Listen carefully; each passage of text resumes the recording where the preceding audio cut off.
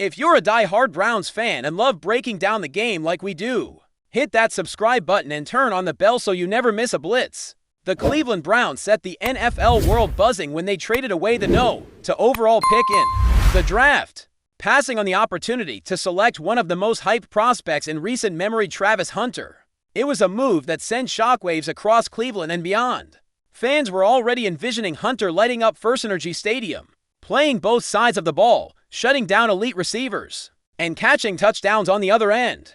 The prospect of pairing Hunter with Jerry Jeudy had mouths watering across the Dawg Pound. But instead, the Browns moved down to 5, a decision that left many confused, frustrated, and voicing their discontent on every platform available. Analysts called it risky. Some said it was classic Cleveland overthinking, overmanaging. Others saw a strategic layer, a long game. Either way, the narrative was written in bold. The Browns skipped a superstar, but did they really make a mistake? Instead of grabbing Hunter, the Browns selected Mason Graham at 5, a strong, disruptive defensive lineman from Michigan known for his high motor and interior dominance. Sure, Graham was a top-tier talent, and many scouts praise his ability to anchor a defense, but let's be honest, he's not Travis Hunter. He's not a two-way phenom. He's not a jersey seller. The moment the pick was announced, the room fell silent on social media threads across Cleveland. And while Graham may become an elite defensive tackle in time, the Browns passed on flash, versatility, and proven playmaking. Still, one man who wasn't caught up in the noise was Sam Monson. On the Check the Mick podcast, Monson delivered what many considered a cold, blunt take. He said the move made sense. According to him, passing on Hunter was about positioning, not panic. It was about the future. And maybe, just maybe, Cleveland finally made a mature football decision. Monson's argument was simple. The Browns need a franchise quarterback more than they need a star corner or wide receiver. Travis Hunter may be elite, but he's not going to throw 30 touchdowns or command an NFL offense. By trading down, Cleveland picked up an extra first-rounder in 2026 from Jacksonville, an asset that could be pivotal in what's shaping up to be a stacked quarterback class. In Monson's words, you need the quarterback, not the guy who plays corner or wide receiver, and he has a point. It's hard to win in this league without the guy under center. Cleveland's carousel of QBs over the past decade is legendary, and not in a good way. This wasn't about skipping talent, it was about long-term vision. Whether or not that vision pans out remains to be seen. But what's undeniable is that the Browns have now planted seeds for something bigger than one shiny draft night headline. Let's not forget, Cleveland did take quarterbacks in this draft, 2 of them, actually. In the 3rd round, they grabbed Dillon Gabriel, the accurate, mobile signal caller out of Oklahoma. Then, a few rounds later, they swung again, drafting SHEDEUR, son of NFL Hall of Famer Deion Sanders. That move alone raised eyebrows. Some saw it as a publicity stunt, others saw it as a potential steal. Sanders showed flashes of brilliance at Colorado, displaying poise, leadership, and arm strength that could translate to the NFL. The plan seems clear: let both QBs develop, battle it out, and see who rises. It's not a sexy, instant gratification approach, but it's methodical. It's a team trying to build rather than chase. Critics argue neither Gabriel nor Sanders screams franchise QB. But with an extra 2026 first-rounder in the vault, Cleveland's playing a long game. They're giving themselves outs, options, and chances, something they've rarely had in the past. Still, there's risk. There's always risk. And the biggest one is this: what if Travis Hunter becomes that guy? What if he turns into a lockdown corner and a Pro Bowl receiver? What if he wins Defensive Player of the Year or catches the game-winning touchdown in a playoff game for someone else? Browns fans will remember the name they passed on. Every highlight Hunter makes, every primetime game he dominates, will sting. And if Mason Graham doesn't become a star, if he's just solid, then this trade becomes a scar, the kind of scar that Browns fans have had far too many of over the years. It's the classic what could have been scenario, and that's what makes this move so polarizing. It's not just about picks and players, it's about the narrative, the identity, the baggage this team carries, and how every decision is viewed through a lens of historic heartbreak. You can't help but think about what could have been. Imagine Travis Hunter lined up opposite Jerry Jeudy, one stretching the field vertically, the other slicing through defenses with surgical precision. Add in Sanders throwing the rock, and you've got the makings of something dynamic. It's the kind of setup Madden players dream about. Hunter's presence alone would have given Cleveland flexibility, swagger, and instant marketability. Fans crave excitement, and Cleveland hasn't had true, sustainable excitement at wide receiver or corner in years. But again, this wasn't about flash. It was about foundation. Graham might not light up a highlight reel, but if he clogs up the run and collapses pockets for the next decade, he'll be worth it. Defense wins championships, or at least that's what we tell ourselves, when offensive fireworks aren't an option. But this much is true: if Cleveland fails to capitalize on this move, they'll hear about Hunter forever. Look, Cleveland didn't go 3-14 last season just because of bad quarterback play or porous defense. This team was broken in many ways: poor offensive line play, lack of identity, inconsistent coaching. Travis Hunter, as amazing as he is, wasn't going to be a magic fix. He wouldn't have turned a 3-win team into a playoff contender overnight, but he would have given them a weapon, a jolt, a spark. Sometimes that's all a team needs to begin turning things around. Instead, they bet on a process, a rebuild within a rebuild. A pick that fans won't appreciate until 2, maybe 3 years down the line, if it works. And that's the tough part. Patience is a hard sell in a league that demands results. Yesterday, the Browns are asking for belief again, and after decades of missteps, it's a big ask. But maybe this time, it's different. Maybe they're finally building something sustainable. Here's what separates smart front offices from desperate ones: the ability to look past today. The Browns, for once, didn't bite on the hype. They saw a flashy player, an obvious talent, and said, "We need more." They chose to stockpile assets and reshape their identity around the trenches. And quarterback depth, it's not sexy, it doesn't trend on Twitter, but it might be the smartest thing they've done in years. Teams like the Chiefs and 49ers have shown that success comes from depth, balance, and planning, not just splashy picks. Cleveland's front office is banking on that philosophy.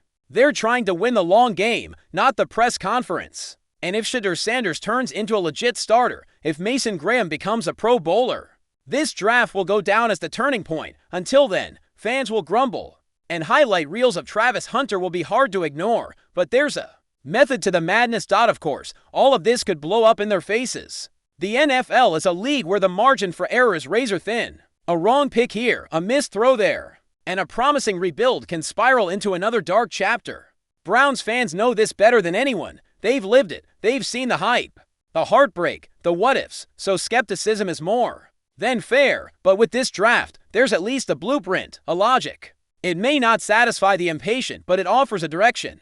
That 2026 first-round pick could become gold, especially if it turns into the quarterback Cleveland's been chasing for 25 years. For now, the Browns are betting on depth over dazzle, and that's a bet we're not used to seeing them make, whether it pays off or not. One thing's certain: the choice to pass on Travis Hunter won't be forgotten. It's up to Cleveland to prove they were right. So here we are, Browns fans, another offseason, another wave of opinions, hot takes, and draft day debates. But this time feels different. Maybe not better, maybe not worse, just different.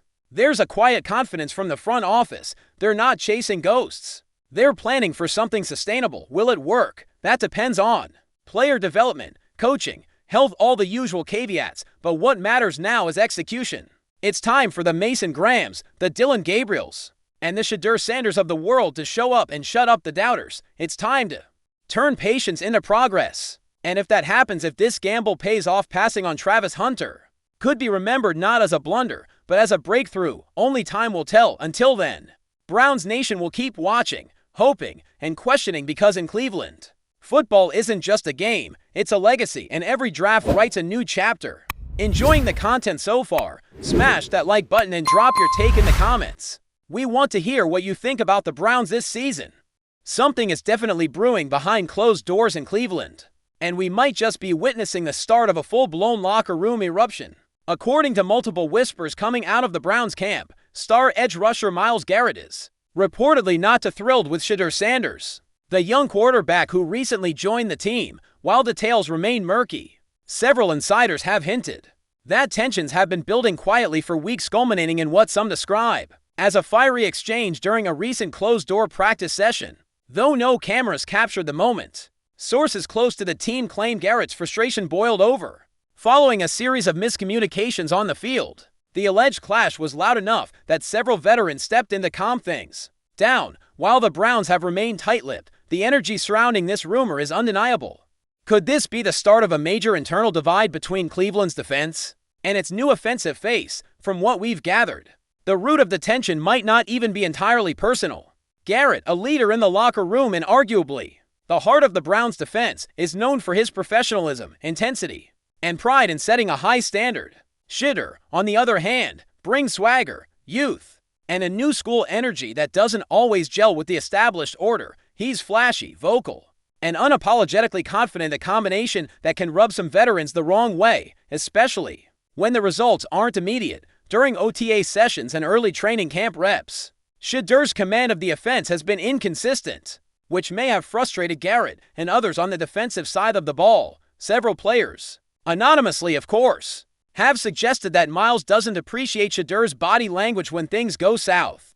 Whether it's eye rolls, shoulder shrugs, or clapping back at coaches, these subtle signs may be adding fuel to an already smoldering fire within the team. Insiders also mention that SHEDEUR's high-profile presence, partly fueled by his father, Deion Sanders' legendary status, might be adding another layer of complexity. This isn't just a young quarterback coming in to learn, he's entering the league with a massive spotlight and expectations already hovering over him like a storm cloud. Garrett, meanwhile, has spent years grinding in the trenches, earning his leadership through consistent dominance and silence. So when a rookie QB comes in with cameras, branding, and a chip on his shoulder, it's understandable that some tension could arise. While Myles hasn't publicly said anything negative, those close to the situation believe that a recent team meeting turned awkward when Garrett was asked about leadership accountability and pointedly didn't mention SHEDEUR by name. That omission, though small, sparked a lot of speculation among teammates and reporters alike. Was it deliberate? Was it a message? Either way, the silence spoke volumes in that moment. Then there was the practice incident that has everyone buzzing. According to reports, SHEDEUR audibled at the line on a third down rep during scrimmage, ignoring the pre-snap call, and it backfired hard. The defense, led by Garrett, read the play perfectly and blew it up for a loss. What happened next allegedly set off the fireworks. Garrett reportedly jogged past SHEDEUR and muttered something under his breath, something sharp enough to draw a reaction. Words were exchanged, helmets came off, coaches stepped in. No punches, no physical contact, but the energy was off the charts. Those present say the rest of the practice was tense, with teammates keeping their distance and coaches visibly shaken. For a team trying to build chemistry heading into a crucial season, moments like these can be make or break. Was this just a flare-up of competitive fire, or are we witnessing the beginning of a deeper fracture between the team's defensive captain and its potential future under center? Another factor that could be adding to the strain is how the media has been treating SHEDEUR. Every interview, every post, every highlight is dissected endlessly. The attention he receives, fair or not, creates a weird dynamic in the locker room. Veterans like Garrett, who have built their reputation over years of blood and sweat, might feel that a rookie hasn't earned that spotlight yet, especially when the team hasn't even started winning consistently. There's a belief among some players that SHEDEUR is more concerned with his image than his playbook. Whether true or not, perceptions matter in a locker room, and Garrett, who thrives on grit and accountability, might see that as a problem. One anonymous source even said, Myles wants a guy who will grind with the team, not above it. That kind of sentiment, if shared by others, could create a serious rift that no amount of public PR spin will be able to patch up. Let's not forget Myles Garrett is no stranger to conflict, but he's also matured significantly over the years. He's stepped up as a vocal leader and often acts as the emotional pulse of this defense. If he's visibly shaken or bothered by something, the rest of the team tends to notice. That's why this alleged fallout with SHEDEUR matters more than your average training camp scuffle.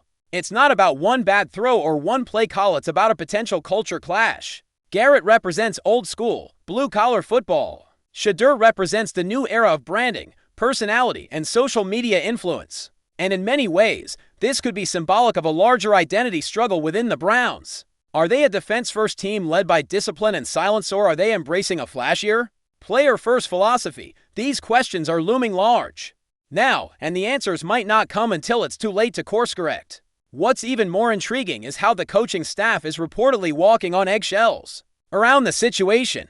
Head coach Kevin Stefanski has been notably evasive when asked about SHEDEUR's progress. often giving short, generic answers. Defensive coordinator Jim Schwartz, who has a close relationship with Garrett, also seems unusually tight-lipped. This radio silence is leading many to believe that the organization is aware of the tension and trying to manage it internally. Some fans are already worried that this could spill into the season and affect performance on the field. The Browns have one of the most talented rosters in the league on paper, but internal dysfunction has always been their Achilles heel. And if their most important voices, Garrett on defense and SHEDEUR on offense, aren't aligned, it could derail everything they're trying to build. The vibes coming out of camp right now are anything but unified, and that's a red flag for any serious contender. Meanwhile, SHEDEUR has kept up his usual confidence in public appearances, but even that is starting to feel performative. Gone are the relaxed smiles and casual jokes. Recent interviews show a player seemingly aware that something's shifted around him. He still says all the right things, but his body language has changed. Sources say he's spending more time isolated, working with his private team, rather than bonding with his new teammates. That separation, intentional or not, could be seen as distancing himself from the locker room dynamic. For a quarterback, that's dangerous territory. A QB needs to be the glue guy, the unifier, the emotional leader. If the locker room starts believing that SHEDEUR is in it for himself, not the team, the trust erodes fast. And once trust is gone, especially with someone like Garrett, it's incredibly hard to rebuild. These early cracks might seem small now, but we've seen them turn into full-blown earthquakes before. There's also growing concern from within the front office about how this drama could affect SHEDEUR's development. The Browns are heavily invested in his potential, but young quarterbacks need stability, not tension. If Garrett, one of the franchise's most respected players, is openly frustrated, it could create a toxic environment for SHEDEUR to grow. The team needs unity, mentorship, and patience. Instead, it's starting to feel like there's a power struggle forming, and in these battles, egos matter. Garrett has earned the right to speak up, but SHEDEUR isn't going to back down easily. He's been trained his whole life to lead, to perform under pressure, to silence doubters. But this isn't just about proving media wrong anymore. This is about earning the respect of grown men who've fought for years in this league. If SHEDEUR can't find a way to bridge that gap, it might not matter how talented he is. Leadership isn't given, it's earned. At the end of the day, we don't have all the answers yet. But what we do know is that the Browns locker room has hit a boiling point. Whether or not this feud between Garrett and SHEDEUR becomes a full-blown problem remains to be seen. But one thing's for sure, the next few weeks are crucial. If they can smooth things over behind closed doors, rally together, and let their play do the talking, this could just be a small bump in an otherwise promising season. But if the tension continues to build, and it's already echoing throughout the league, it could signal bigger problems ahead. The Browns have too much talent to waste on ego wars. But as we've seen time and time again in the NFL, locker room chemistry is often the X factor no one talks about until it's too late. So stay tuned, because if this rumor turns into reality, Cleveland might be heading toward a meltdown no one saw coming. Thanks for riding with us on another Browns Blitz. If you liked the video, share it with a fellow fan, hit subscribe, and ring that bell so you're always part of the Dawg Pound conversation. Go Browns!